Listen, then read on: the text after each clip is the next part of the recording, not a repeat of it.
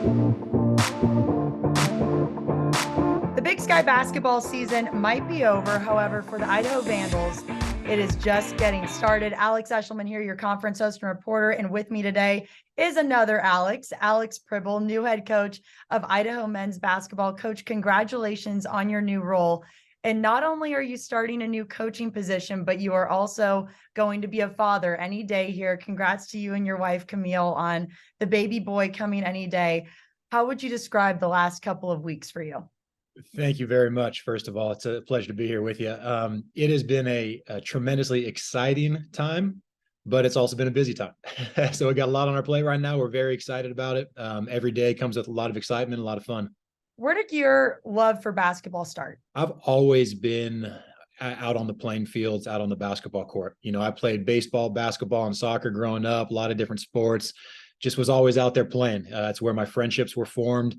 And the game of basketball in particular just really hit a note with me. I just feel like so much of what happens in life kind of plays out on the basketball court with relationships and interactions. And I just truthfully love the game. I also love the creativity piece. The way, different strengths and weaknesses can be used to win or lose games is just something that really struck a chord with me. One thing that you said in your introductory press conference, you said the reason why I am a basketball coach is to make an impact on the lives of young men ages 18 to 22 years old. When you were a student athlete at the University of Cal Berkeley, starting out your basketball career, who were those people that made an impact on your life? Yeah, well, I've been very fortunate. I've had great mentors within the coaching profession and great coaches growing up. So when I was at Cal Berkeley, I had a great coach, Ben Braun, a Hall of Famer, and a great group of assistants. Dennis Gates, who's out of Missouri right now, and Lou Reynaud was our associate head coach, was kind of a mentor to me. Joe Pasternak, who's down at Santa Barbara, just fantastic coaches. Mike Roberts, who's at Cincinnati, great coaches that were role models for me. And you're spot on. I truthfully believe that those years between 18 years old and 24 years old are transformative times when young men turn into grown men and learn a lot of lessons that they're going to carry with them throughout life, throughout fatherhood, throughout, being a husband and a community leader. And so coaching basketball, I love the game. I'm passionate about the game, but I also see that those lessons transcend the basketball court and impact the lives of these young men. When did you realize you wanted to pursue coaching as a career? I think I've always been wired that way. Even as a player, I was kind of a coach on the court. I just have always seen the game that way. For me, it was really about teaching or coaching if I wanted to live my life in the classroom or if I wanted to make the basketball court my classroom. So I spent some years teaching. I was a high school teacher and a high school coach. And then actually, when I first started my coaching career at San Francisco State, I was still doing some teaching in the classroom there as well. Really, I enjoyed the basketball teaching, the basketball lessons. That's where I was spending all my time. So it's been kind of from the minute I stopped playing basketball, I started coaching. You started as a high school head coach, and a little over 10 years later, you have now most recently led Seattle University to back-to-back 20-win seasons for the first time since the 1960s and its first ever Western Athletic Conference regular season title. What is your coaching philosophy that's allowed you to have that success in a fairly short period of time? Yeah, well, a couple of things. First and foremost, great young men in the program, whether it was at Seattle University these past few years, St. Martin's University prior to that, or in conference at Eastern Washington before that. The last 10 years of kind of building programs into championship programs has been about the players. It's been about bringing young men who are not only talented, but are high character individuals into the program and putting them in a position to be successful. So at Seattle, I worked with a great coaching staff, Chris Victor and the crew over at Seattle University, as good as it gets. And so I really enjoyed just working with them every day, getting better every day, and doing it with great players as well. So that's really the two pieces of the puzzle. If you enjoy what you do every day, you work with great people in terms of coaches and, the athletic trainers and the strength conditioning coaches and the athletic directors, just all the pieces of the puzzle. And then if you have great young men to work with, it's a recipe for success. Now you're hoping to put together a recipe for success at Idaho.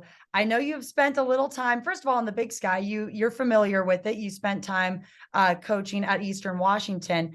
And I love your post, your tweet about seeing downtown corner club, 11 feet, 6 inches. If you know, you know. What most impresses you about the town of Moscow?